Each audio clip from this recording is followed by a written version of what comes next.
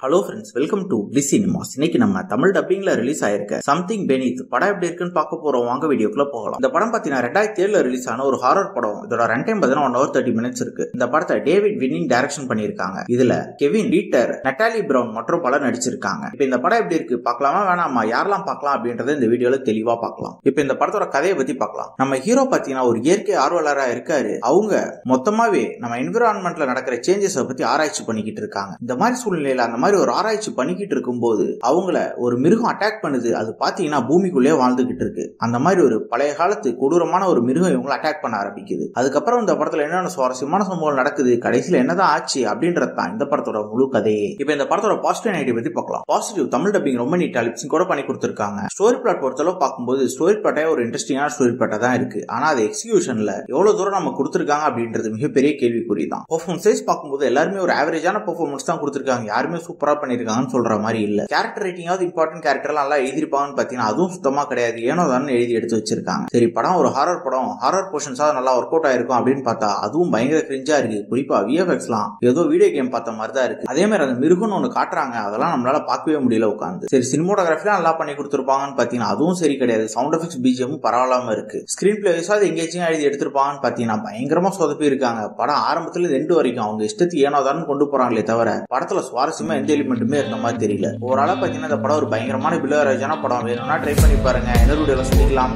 Thank you.